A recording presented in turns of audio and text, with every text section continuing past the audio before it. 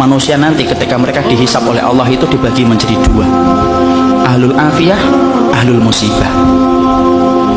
Ahlul afiyah itu siapa? Orang yang jarang diuji dengan sakit, orang yang jarang mendapatkan ujian dalam kehidupan, jarang mendapatkan kesempitan.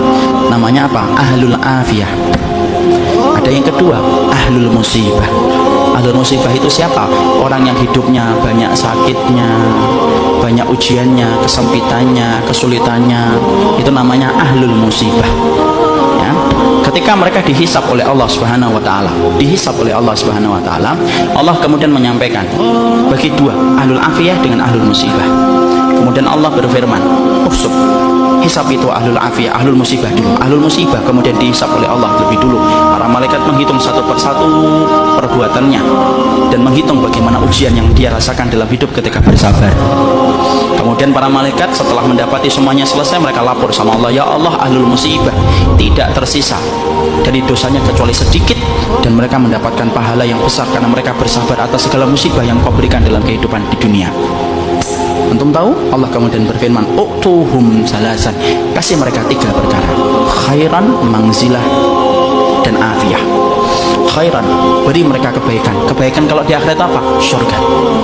Beri mereka yang kedua, mangzilah. Mangzilah itu apa? Tempat yang paling tinggi di surga. Tempat itu tidak bisa diperoleh dengan sholat. Tempat itu tidak bisa diperoleh dengan sedekah.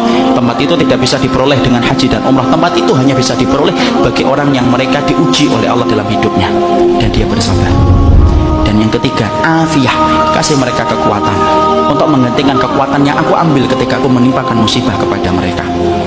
Maka ketika mereka dinaikkan ke tempat yang tinggi, ahlul afiyah, sebelum dihisap mereka mendongakkan kepala begini, saking tingginya mereka. Dan ketika mereka melihat kedudukan ahlul musibah semacam itu, mereka sebelum dihisap berkata kepada Allah, "Ya Allah, kalau kami ngerti di balik setiap ujian seberat ini Engkau mengganti setiap kesulitan mereka, tolong ya Allah hidupkan kami lagi, lalu kasih kami ujian, potong-potong daging kami, daging-daging yang kecil, kami sabar untuk merasakan itu sampai mati, supaya kami mendapatkan tiga yang Engkau janjikan kepada ahlul musibah, saudara-saudara kami."